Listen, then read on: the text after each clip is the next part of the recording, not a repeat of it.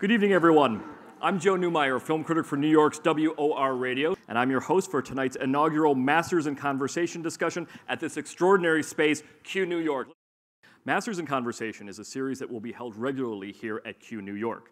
As you know, Aston Martin is a brand built on intensity, performance, and expertise, which are values shared with the concept and meaning of mastery of one's craft. Since 1913, Aston Martin has been making extraordinary road cars and race cars, and this conversation series will feature today's extraordinary talent. Here's a glimpse of the Masters in Conversation program, which debuts tonight and continues in early 2024.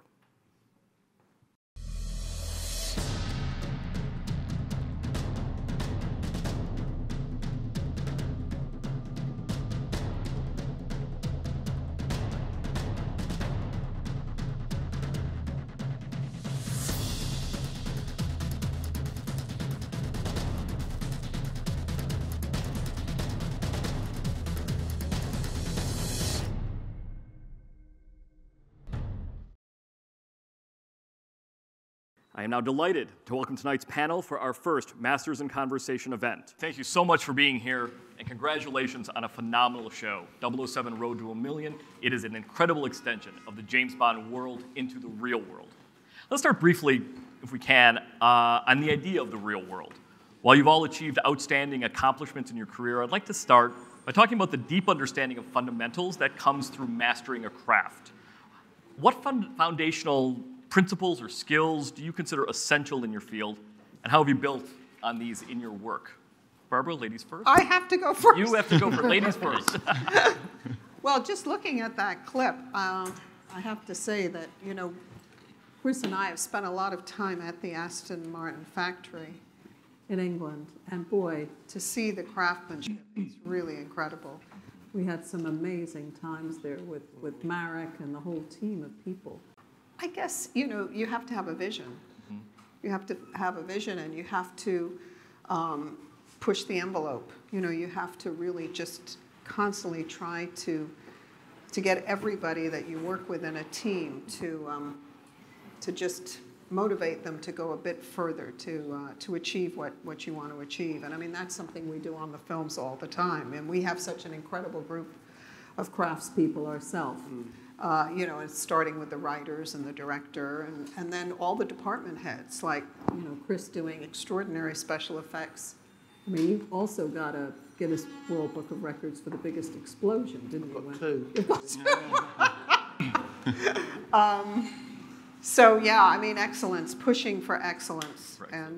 And really, you know, inspiring people to do their best work. That's something I learned from my father. Mm-hmm. He always used to say to me, hire the best people, and then create an environment in which they can do their best work. And I thought, wow, that's really saying it in one good sentence. Yeah, I love that.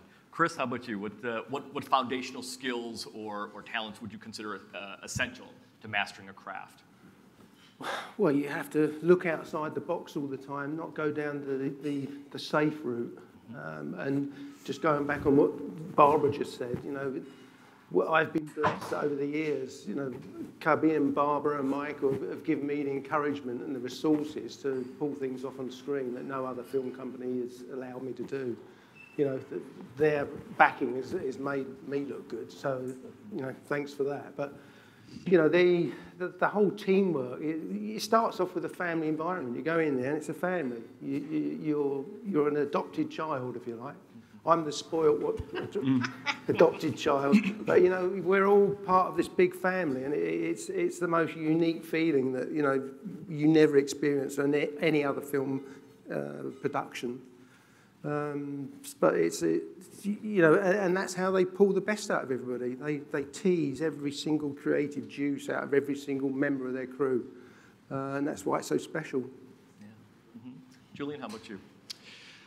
Well, picking up on what Barbara was saying there about vision, I mean, first of all, you need to have a vision, but then you need to be able to execute it. And I think for a kind of, certainly for a director and for a producer, it's about learning how to communicate. And I think, you know, I definitely found that quite difficult when I was younger. You know, you suddenly walk onto a set and there's 100 people just staring at you saying, okay, now what? You know. oh yeah, okay, you've got to communicate, and of course you've got to inspire and get the best out of all these fantastic people around you, and then you've got to make decisions. Yeah. And I think, I read, I can't remember who it was, some great director talked about kind of filmmaking is death by 1,000 questions every single day. That's so true. And is it the red one? Is it the green one? And you've just got to make decisions. Yeah. And you never know. It's all subjective. So you never know. Is this the right decision? I don't know, the green one. And you never quite know. Yeah. And I would also say that I think, building an Aston Martin, right? That's kind of like mastery of a craft. But I think in filmmaking or in creative industries, you never quite, well, I would say, you never quite master a craft because every situation is different. Yeah. I guess you build a toolbox of skills that help you, kind of know how to approach this new thing.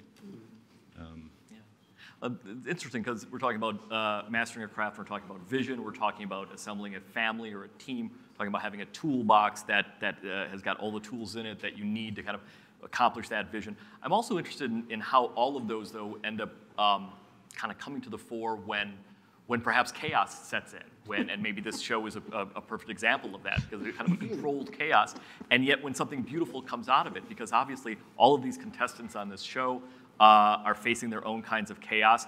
This show in and of itself is, by its very nature, you're kind of watching to make sure what happens. What do you do when there's sort of chaos, and how do you kind of make it into the beautiful thing that it is? Well, I think non-scripted at its best, and certainly this show it's all about controlled chaos. I mean, it's a perfect way of describing it. We create an environment for our contestants. So let's say in episode 2 they have to climb this crane in Gravina where No Time to Die was set, and it's a spectacular moment.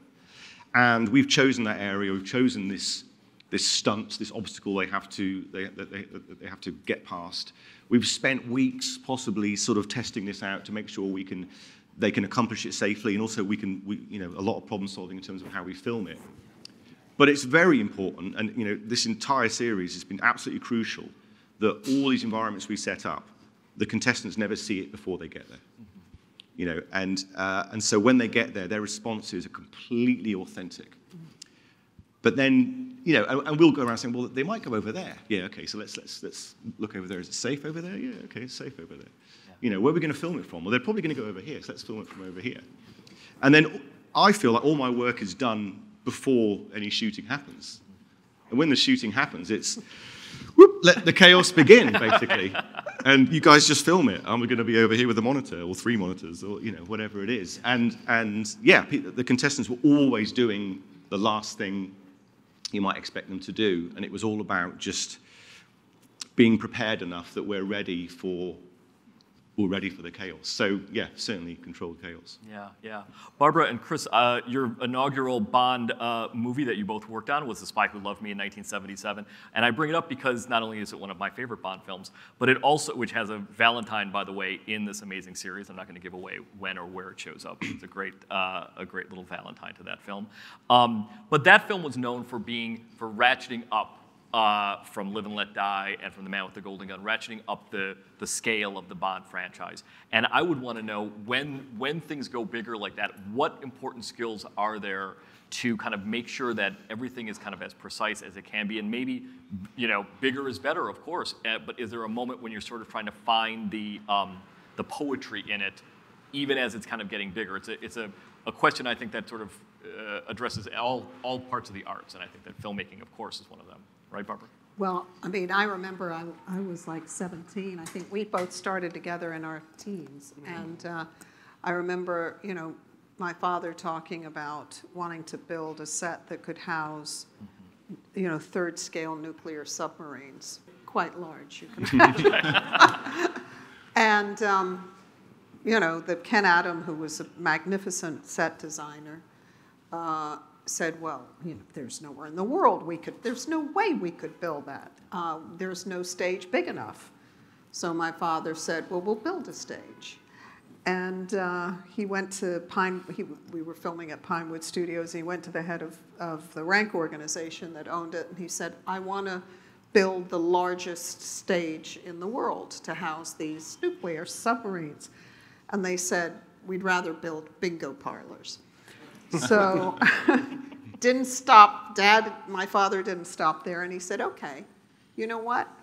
I'll lease the land from you, I'll build the stage, and you can rent it from me. And that's what he did. And he built this enormous soundstage that, you know, housed the nuclear submarines and then became the kind of jewel in the crown in the British film industry. Anyone who wanted a huge soundstage would go to Pinewood, and it really changed the whole fate of the studio and to some degree the film industry, which was not doing very well there at the time. So, I mean, you know, he always thought big, big and better. Yeah, yeah. Chris, how about you in terms of the sense of kind of finding the poetry in even as the project is getting bigger and it's getting more expansive, you still kind of find the right way to master your craft within that? Well, I think, you know, every consecutive Bond film that you work on, you have to find something new, something original, and that's always the challenge. You know, you have to think outside the box. I always remember I got called in on GoldenEye to a meeting with Barbara and Martin Campbell and Michael, and they said, well, we've got this motorbike chase which we're not that happy with. You know, how can we make it better? I said, well, get rid of it. There's been 10 motorcycle chased in the last 2 years. So they said, well, what can we do different? Yeah. So I said, well, why didn't he steal a tank? And that whole sequence came out of that one conversation. And you know, we looked at the logic of it. You know, the car is faster than the tank, but then we looked at the flip side of the logic where a tank could take shortcuts, like through buildings. And we had a lot of fun with it. And once we'd settled on this tank, so many ideas came out. If we'd shot every single idea, we'd still be shooting it now. You know, it had to snorkel. It was going under the river, but it was quite a unique thing. I had the job of trying to find 3 Russian tanks in England, which I managed to find. And we sort of updated them to look like real ones, but then we were shipping them out to St. Petersburg, and I got a panic phone call from down at the docks that day, and about midnight, and I spoke to the guy there. I said, why are you ringing me at midnight? He said, well, we've got a problem with one of the tanks. So I said, well, what's the problem? He says, it's still live. It can still fire a shell. So I had to send a couple of my technicians down there. We had to weld a big billet of steel up the barrel, and I had to drag a guy down from the Birmingham proof house to sign it off that it was okay to ship. It was, funny times. Yeah, I mean, also the amazing thing when we were doing Casino Royale in Venice, you know, coming up with the sinking building. Oh. You know, the screenwriters wrote, you know, the building is under construction, and you know, with these. And it sinks, and Vesper's in it, and drowns, and you know, how are you going to do that? And you came up with that amazing. Describe that. I mean, I got caught out a little bit there, I have to say.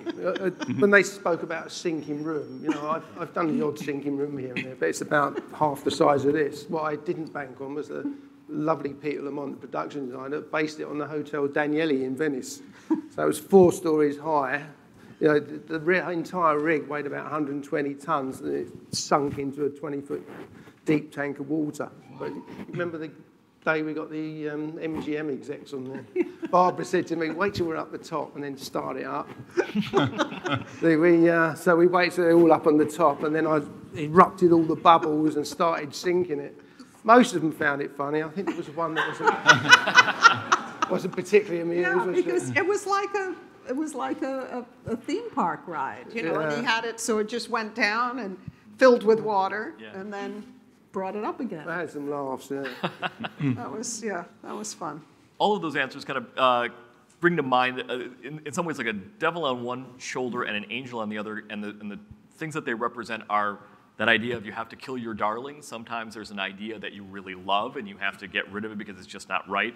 And then the other shoulder, whatever that would be, the angel or the devil, talking about that you have to go your own way, that people may be saying this isn't possible, but you have to do it anyway. And whether it's exquisite automobile design or architecture or filmmaking, or directing, it's absolutely essential to kind of feel like you have to go your own way, even if there are naysayers, even if people are saying this can't be done, right? Julian, I'd love to hear your point of view on that, on obviously on this series and others. There probably have been many moments when either you had to say this can't be done, I'd love to do it, but it can't, or people have said this can't be done, and you said we've got to do it anyway. Yeah, the latter, I'd say. Right, yeah. Never the former. But no, I think on this series, on Road to a Million, we had this ambition to make it feel like real people in their own Bond movie. Yeah. And that, for me, meant that we needed to film it with really good cameras, with movie cameras. This wasn't going to feel like a kind of your average TV reality show where people are kind of running around with their phones or kind of filming themselves with GoPros. It had to have that kind of muscular, epic, kind of anamorphic letterbox feel that you associate with Bond. But of course, we are in the world of controlled chaos, so that's a tricky thing to do. So I think there were a few points where I thought we weren't going to be able to kind of pull that off in the planning stage, because the camera operators are sort of like, I can't carry that up a mountain, you nuts. Really? What if you just took off this and took off that and ripped off the viewfinder? And so there was a lot of R&D in that, so we were able to kind of shoot anamorphic, and we had to have, focus pullers and sound guys running over mountains, fiddling knobs, being rained on and snowed on, and that was kind of a huge challenge that I think possibly some people even within our own crew thought, are we going to be able to do this or not? But we kind of pushed on, and yeah, really happy with the results. Yeah, well, that's a great lead-in to talk about 007 Road to a Million, this amazing show. Julian, can you give us some insight in backstory in any sense about how the collaboration between Eon Productions, 72 Films, and Prime Video came about? Sure. So in 2019, I think exactly 4 years ago, we filmed quite a sort of shoestring budget pilot, which was about 20 minutes long, that had all the kind of DNA of the series, which was pairs of contestants were going to go on a hunt for 10 questions hidden around the world. And if they could find them and answer them, they could win $1 million. And each of these pairs of contestants were going to go on their own bespoke, incredible journey. We knew very early on that we wanted to really luxuriate in the kind of leaps between countries. So, you're in Scotland, it looks epic, and then boom, you're in Venice, and then bang, you're in Jamaica. And it would be that kind of dopamine hit that Bond that gives you all the time. Wow, look where we are, And we knew we wanted to do that. So we were selling it so we had this kind of money ladder and this kind of glorious kind of visual landscape we wanted to explore. So we were kind of pitching it at that moment as being who really, really, really, really wants to be a millionaire meets James Bond. And so we went to Amazon with that idea, and Amazon just think big. So they said, well, should we go to Bond? And, to be honest, I wasn't really holding my breath at that point, So we'll go to Bond, the guys that have never, ever, licensed their IP outside of the movies. Yeah, let's do that. It's a good idea. So somebody from Amazon sent Dan, Barbara. I think. It was Dan. Okay, Dan Grabiner sent the pilot to Barbara. And we've had lots of people come to us with all kinds of ideas to do TV things and game shows, and we were always, no. First of all, we didn't want to ever do anything where someone would get injured. That was a major concern for us. And the other thing was that a lot of them were, about people who are in the peak condition doing triathlons and doing all that. Just didn't appeal to us. But when they approached us with this idea of normal, regular people going on an adventure with someone close to them, someone they love, someone they're good friends with or something, and we saw, what they were thinking, we said, why not?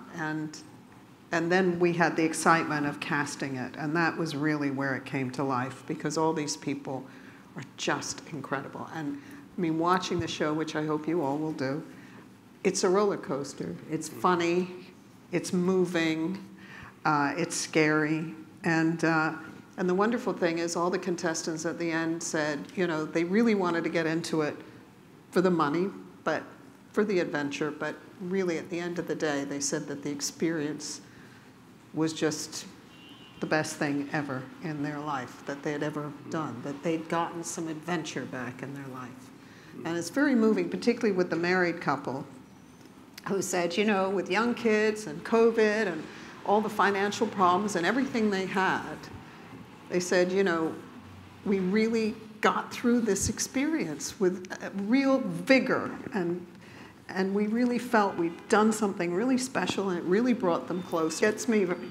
I get very choked up by it because, you know, as often happens in real life, you know, this married couple, well, I don't want to spoil it, but there's a moment when they have to one of them has to do something, and the guy bails out, and she has to do it. You think, yes, we know what that feels like. Big, brave men crumble, and the women take over. And it's really, it's great. Yeah. Sorry, men. That's great. Yeah, and that's the central idea of the series, is that these people are so not Bond. You know? And I think that's kind of the fun of it, really. And that actually, Barbara, one of the things that this amazing show really says to me is that it really is a great crystallization of something that I always have thought about the Bond franchise, which is that it is a merging of entertainment and aspiration. As we're watching the movies, we're imagining ourselves as Bond or as secret agents trying to get out of situations. How would we do that? And this show really crystallizes that and really kind of it's kind of a bridge in some ways between our watching of the movies and participating in it, isn't it? It is. I mean, I'm amazed watching these contestants because I couldn't do it. I mean, we go on extraordinary adventures when we're making the movies, but, you know, we're not doing this stuff. You know, the Bond actors and stuntmen do it. We just have to sort of make it happen. But with these contestants, they are faced with, you know, some real challenges. Perseverance, you know, where you have to have perseverance and presence of mind to figure out how to measure a snake.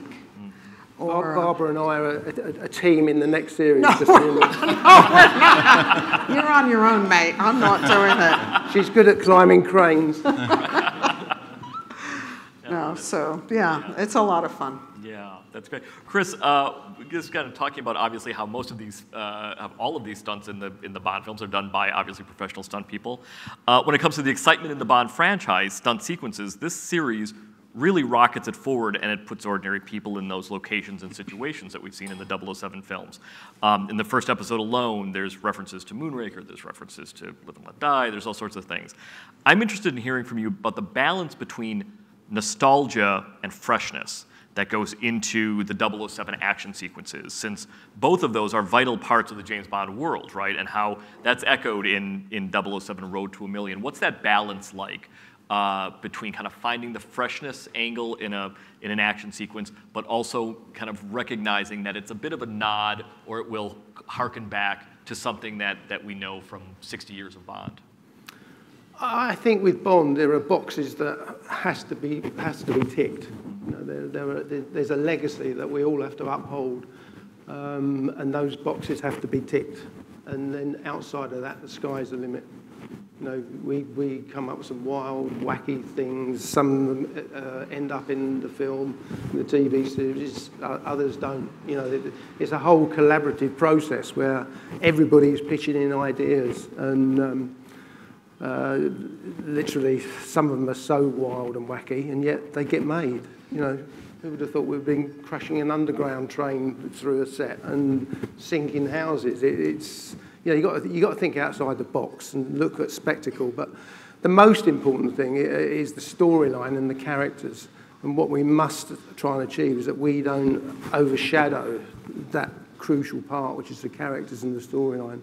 You know, and I think that's true with the DB5 chase in No Time to Die. You know, we were coming up with some wild ideas where at one stage there was a ravine at the bottom of Matera, and we had the car going off the cliff and drop in, and then a Union Jack parachute opened up and they floated down the valley.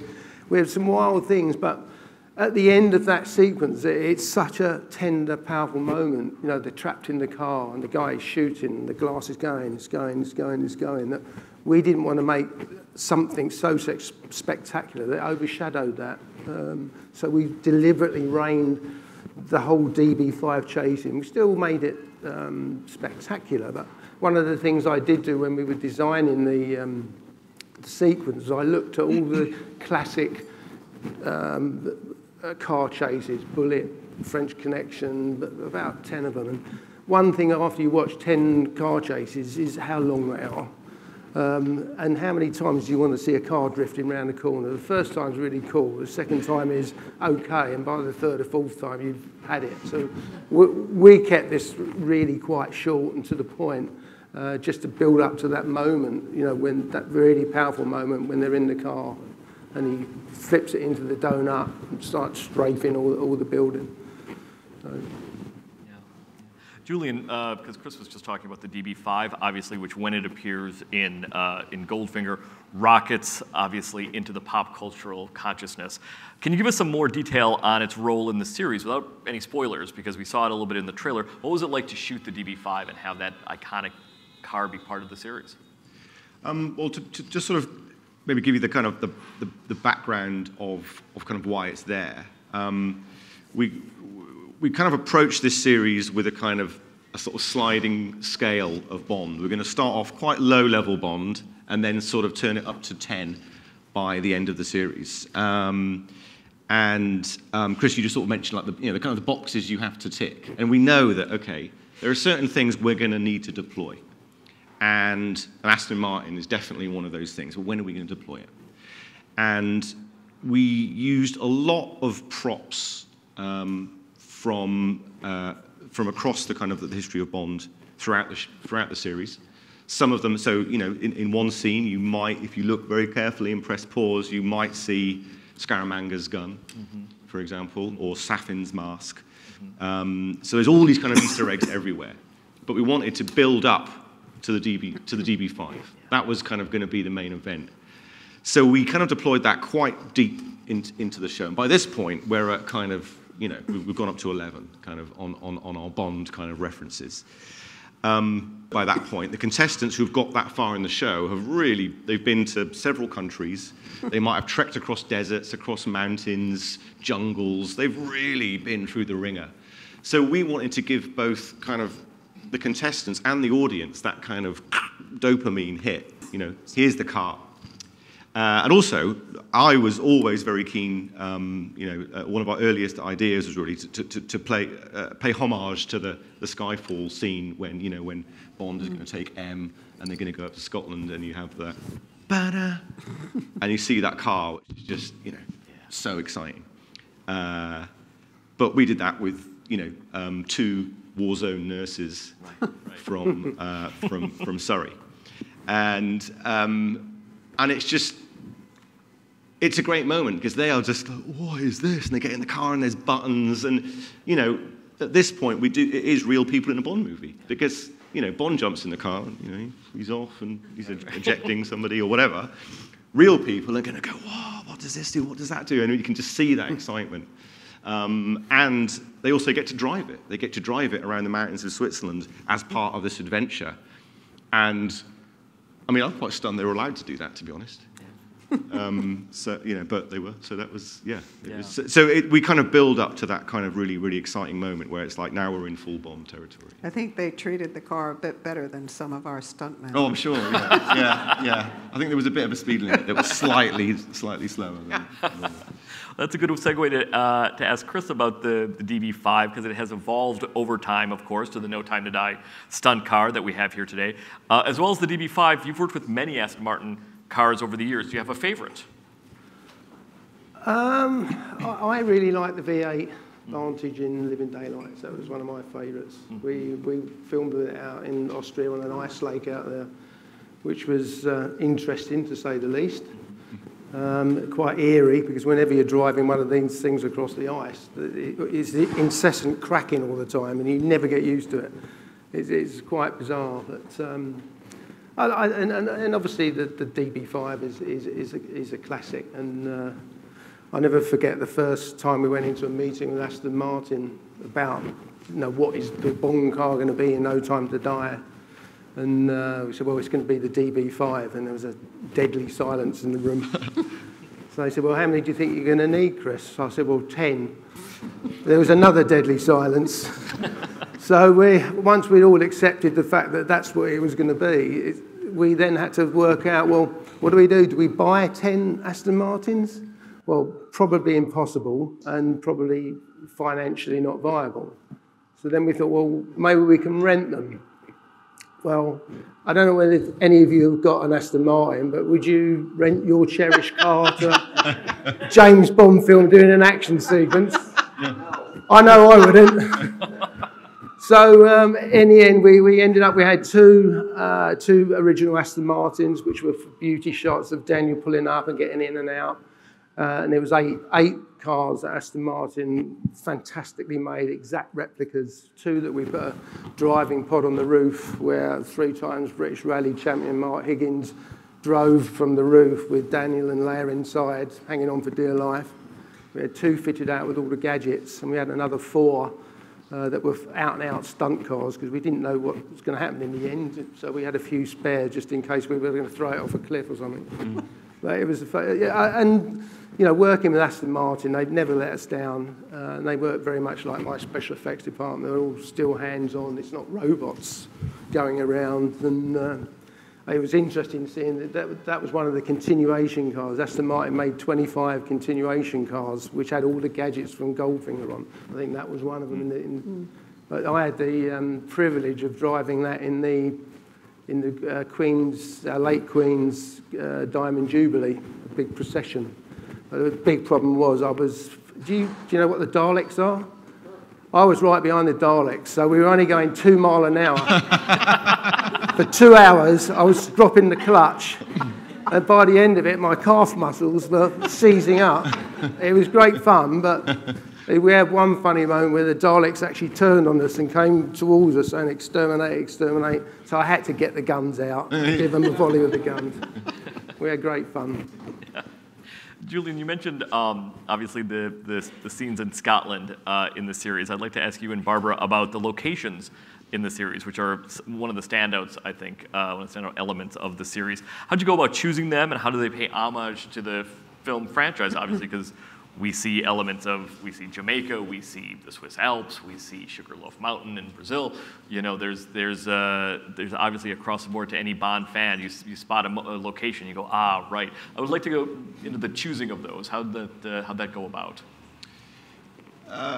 Well, first of all, I kind of looked at where I wanted to go on holiday. That was probably the number one. I think, well, obviously we wanted to kind of reflect the whole 60 years of Bond. Right.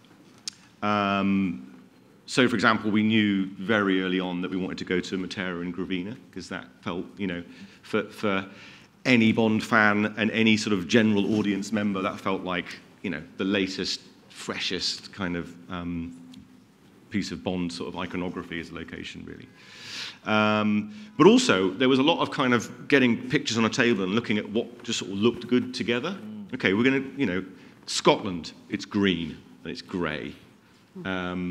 What's going to look good next to that? Something really just beautiful and glorious and sunshiny, like Venice, And what's going to look good next to that? How about the Atacama Desert? So it was all about kind of what's going to make you go, wow, the most when we then level up to the next stage. And then as for kind of sort of choosing kind of what happened when we got there, I mean, I think there were a few things like, for example, we knew almost instantly, it was one of the first ideas we had, that we wanted to do the cable car in Rio. We wanted to do a very direct kind of homage to that moment where, Bond and Jaws are kind of on top of the cable car. But others, like the bridge in Matera, we knew we wanted to see that bridge, in Gravina, but we didn't know what we wanted to do there. So I just went there, a few of us producers, and we just sort of went and stood on the bridge and, okay, are they going to jump off the side? Can we, is there a bungee jump off the side? Should we get them to do that? Oh, I don't know, maybe not. And then we just sort of looked around, and then there just happened to be this huge crane, because there's construction work going on there now. And we had a safety guy who worked with these 2 great safety organizations called Remote Trauma and Secret Compass. So I said to the safety, you could climb that? yeah, climb that. London, we're climbing that. That's what we're doing. So a lot of inspiration sort of happened kind of on the ground. Yeah. Barbara and Chris, that just brings up to mind, what were some of your favorite locations in the Bond films that you've worked on? It can be either because of the production itself, or that how they wound up on the screen, or how they work into the story. What were some of your favorites? Well, you have to say Venice. Venice is definitely one of them. And I remember when we were planning on where we were going to shoot the sequence, the director, we kept saying Venice, and the director kept saying, oh, Venice, everybody's seen Venice, it's been in so many films. And he was so negative about it. And I kept saying, but Venice is stunning, it's so beautiful. Anyway, I found out he'd never been to Venice. And he told me that, and I said, we're going to Venice. And, we flew there, and we got in a boat, and we started to approach Venice, and he goes, what's that? And I said, that's Venice. And he said, it's unbelievable.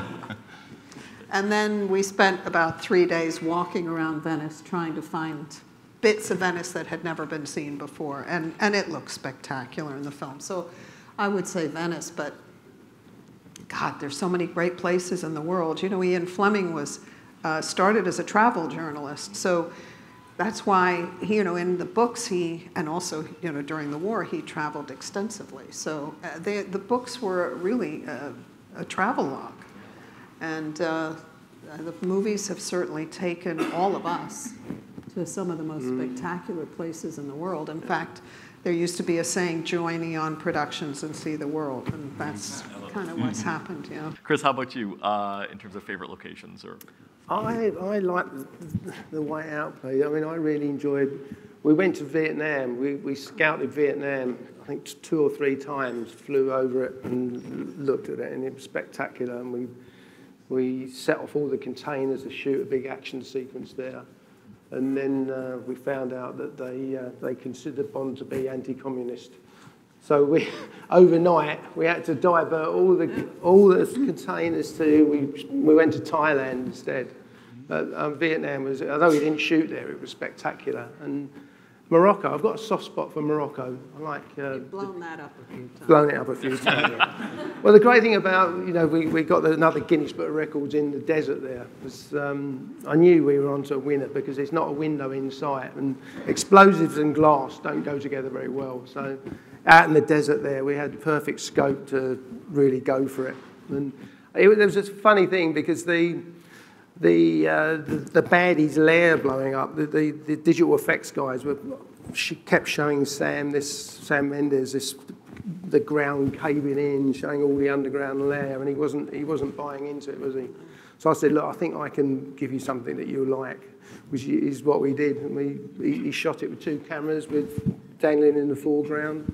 And the one funny thing about that, there was about 300 separate explosions there. And we used a system where each one of the detonators is computerized. So they all talk to each other. The downside to that is that when you press the button, there's a 3-second delay before it goes off. So I had to say to Daniel, look, I'm going to press this 3 seconds before you finish your line, so don't mess your line up. He said, you're shitting me. I said, no, straight up. So, but we rehearsed it and it was all fine. But I mean, what I'm sorry about is that what part of the deal was that we had to blow all the unused explosives up. We had to destroy it at the end. And that was 3 times bigger than the one we did in the film. So I'm gutted I didn't have it in the background and just hit that as the last button. But that was fun. Yeah. Barbara, you and Chris both spoke about the importance of family and connection and kind of finding the right collaborators. I'd love to hear about the relationship between Aston Martin and the Bond film franchise and what makes it so special and enduring in your mind. Well, I mean, I think, Goldfinger was when all the Bond elements really came together in a perfect combination. And a lot of that was down to Aston Martin. I mean, that scene when Sean Connery's there and Desmond Llewellyn is playing Q and explaining all the different gadgets on the car. And Sean says in that beautiful Scottish accent, you must be joking. He says, I never joke about my work, 007. And, you know, it created the anticipation. Once the audience knew what the car could do, they were just waiting throughout the whole movie to see it in action. Yeah. And that was really, I think, you know, that combination. I don't know if there's any other collaboration of its kind other than Bond and Aston Martin. I mean, they are synonymous. It's a great privilege to work with them. They've been a wonderful, wonderful partner. I also just love the way Guy Hamilton pulls the camera back as they're walking into it, and they're in Q's laboratory, and the camera just pulls back, and it's as if it's revealing, you know, like a beautiful actress, a beautiful chorus girl, like somebody on a stage. It's just like, here it is. It's just this beautiful, elegant camera sweep that really shows the car in such beautiful light. Yeah. Chris, what would you say that there are other maybe unexpected ways that maybe Aston Martin's values have shifted the conversation surrounding your work, and in terms of effects, and how it, and in some ways it kind of personalizes it in a lot of ways, to have the Aston Martin be such a, you know, in some ways an avatar of phenomenal action sequences in the Bond franchise, right? Yeah, very much so. I mean, the DB5 especially is another character, is a cast member. I remember on Skyfall that there was a huge debate about whether we should blow it up. You know, Bond's trapped in Skyfall Manor and the helicopter's there, and there was a sort of portion of people that wanted to blow it up, and another half of the people that didn't want to blow it up. And this went on for days, didn't it? I was saying, look, just blow it up. You know, for Christ's sake. But, you know, the good thing was that Inspector, if you remember, they go into Q Branch and it's been rebuilt. So that gave us the scope for them, No Time to Die, to upgrade a lot of the weapons. I mean, one of the gadgets I was particularly proud of in No Time to Die was we replaced the revolving number plate with an LED version, which I thought was genius. We put 30 different number plates from all around the world on it. And I said to David Pope, our legal guy, I said, look, this is brilliant. I want to go into production with these. And he said, Chris, that is totally illegal. You cannot do that. So it worked great, but it didn't make it into the film, did it? No, it didn't. It wasn't legal. Julie, I want to ask, obviously, about also talking about the faces of the Bond franchise. Brian Cox in the series is phenomenal and perfect in a lot of ways, and so fun. What was it like working with Brian? He was absolutely fantastic to work with. He came just sort of filled with enthusiasm and ideas. He really kind of loved the project, and he very much wanted it to be fun and to give it a bit of the kind of Roger Moore. That was kind of his favourite kind of era, I think. He wanted to give it a little bit of tongue-in-cheek and a bit of sort of, a bit of a raised eyebrow of kind of devilishness, I think, which I think because it's meant to be fun. It's meant to be fun, and also, I think if we see him enjoying putting all these people through the ringer, I think we kind of enjoy it as well. So, he really kind of jumped on that. So he was just an absolutely fantastic collaborator. Yeah. Barbara, I heard you say earlier that in another lifetime, Brian would have made a great Bond, right? Yeah. He's such a fabulous actor. And, he's got that devilish quality, and it's such a joy to work with him. Yeah. So he keeps saying he thought it was an offer to be in the Bond film as a villain. And that's why I took the role. He found out it was a game show. But I think he's just teasing. Yeah, right. Well, he has that perfect mix of malevolence and mischief. That is so great. Julian, let's talk about the second series that's being planned. I know you can't talk too much about it. Can you give us any details about a second season of 007 Road to a Million? Not really, other than we'd really like to do one. Still in the planning stages. It's... Yeah, of course we'd love to do one, and we'll see how this series goes first. Yeah. I think we'd all certainly like to sort of, I know I said earlier we've already gone up to 11 on Bond, so but even beyond that, somehow, to kind of do some more fantastic Bond obstacles and put them in the way of ordinary people, build on hopefully the success of this series. Yeah. Now, what was the highlight of this one? Of filming these 8 episodes for you can be 1 or 2 highlights. What were some of the highlights for you? Just getting to spend time with with the contestants, I think. We've talked a lot about cars and amazing locations, but really, if you're not rooting for the person at the heart of the story, then it's not going to work. Yeah. And I think, kind of watching these great contestants overcome these challenges, it was really kind of emotional. Like, we were all really attached to them. And every big moment in every fantastic location just comes down to one moment where they crouch around a case, open it, and they get asked a question. And they could win a life-changing amount of money. Or they could go home, and the adventure isn't going to continue. So there's such tense, loaded moments. And we would all, as crew, kind of, feel that. And we'd be sort of, fingers crossed behind our backs, and I'd be staring into my monitor, trying not to make eye contact with them, go, come on. And there would always be someone, there'd always be people in London, wherever we were, there'd be, the exec producers or whoever in London waiting, and for a text that would either say red or green, right or wrong. But I think, so spending time with those guys, I think, was the highlight overall. Millions of other little moments. Again, one moment for me that sort of showed how tense it was. We did a scene with a couple, and they have to wrangle a tarantula. And I'm quite keen when it comes to kind of climbing cranes, and I'll have a go at that kind of stuff myself and test it out. But when it came to, I was like, I am not interacting with a tarantula. And myself and Ben over there were the couple were kind of in this room around the corner, and we were sort of behind a wall with the monitors. Yeah. And there's a moment where basically they had to get this tarantula out and interact with it, and they spent ages not getting it out. And I was just thinking, they fucking got to get it out. They got to get it out. If they don't get it out, we're in trouble here. And who gets it out? The man or the woman?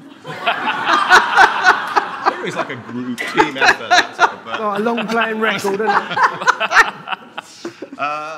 Yes, well, they got it out evenly. Same Definitely, old story. It was Kamara who kind of was leading the charge again on that one, which becomes the great story of the series. The husband who's not doing anything and needs to really pull his weight. Anyway, it was an incredibly tense moment. And just as we got to kind of, without giving away what happens, just as we got to the kind of the absolute kind of climax of this scene, my watch started going beep, beep, beep, beep, my smartwatch. And I looked at it and it said, "You seem to be very stressed. You want to take a sit down for a while?" I was like, "No shit, Sherlock." A kind of stroke was averted. But, Well, the good thing they do not take the shoe like Sean Connery does in Dr. No and beat the tarantula. We should note that. That would have been a faux pas. Yes, exactly. Yeah. It worked in '62. To wrap up, for all of you, often the status of mastery connotes a certain radical practice or venture. I'm wondering what you each provide an example from your career where you maybe pushed a clear boundary in your field. It may have been one that was invisible, or it may have been one that was that you knew about. But what was a boundary in your field that you really pushed on? Chris, we'll start with you. Was there a level there? Well, there's a boundary in every single Bond film that you push. That's what you're there for, to push the boundaries. That underground tube trains crashing through ceilings, through a set. Sinking houses. We did this incredible, I think it was World Is Not Enough, with a helicopter cutting up the caviar house in Azerbaijan. They were all, you never know whether you're actually going to pull it off or not. So there's always that doubt, and there's a lot of sleep lost along the way.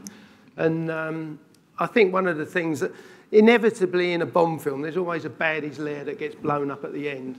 And it's normally £1 million set, and you've got one go at it. So that's probably my worst sleep-losing moments. Yeah. Barbara, how about you? I mean, my heart is in my mouth every day when we're filming because, we travel around the world. We have sometimes up to 600 people doing stunts, doing things in all kinds of locations. And you just, you feel a tremendous responsibility to get everybody through it safely and to make it entertaining. And, and then you have to put it out into the world, and you care so much. I mean, we care so much about making these movies because we know there are audiences out there who we don't want to disappoint. And so it feels like every time we go to make a movie, it's pushing another boundary. And, it's just about trying not to let the thing down. We want audiences to come out and enjoy it, the fans to like it. And so far, we've done okay. So I think we feel very privileged. Well, you only made 25 of them. Julian, how about you? Any moments when you kind of crashed through a boundary that you saw or didn't? Well, obviously, I'll say Road to a Million, just to kind of echo their thoughts, really. I think there was a point where we talked earlier about, Amazon amazingly sort of decided to come on board, and then obviously Barbara and Michael and Eon decided to come on board. And so there was a moment where we at 72 Films sort of sat together in our boardroom and went, great, so this has happened. Now we've got to actually do this thing, And so that was a big sort of intake of breath and a moment where we realized, we had this very, very ambitious idea. And I talked before about the kind of, the logistical problems. How do we film this to be like a movie? And how do we have this traveling circus? Basically, pretty much a kind of movie level unit traveling the world, filming something that we can't really control a lot of the time. So there is an element of chance to it. And so, the fact we were able to control that chaos, I think that feels like a huge achievement. Yeah, breaking that boundary. Well, that is all the time we've got for this evening. I'd like to thank our very special guests, Julian Jones, Barbara Broccoli, and Chris Corbold. And thank you to Aston Martin for hosting us at this incredible space, Q New York, a showcase and amazing venue for Aston Martin's exquisite portfolio. Please also keep an eye out for upcoming events at Q New York as part of the new Masters in Conversation Symposium series, which will continue in spring 2024. Thank you all for being here. Thank you all for being here. And congratulations again on this amazing series. Thanks. Thank you very much. Thank you.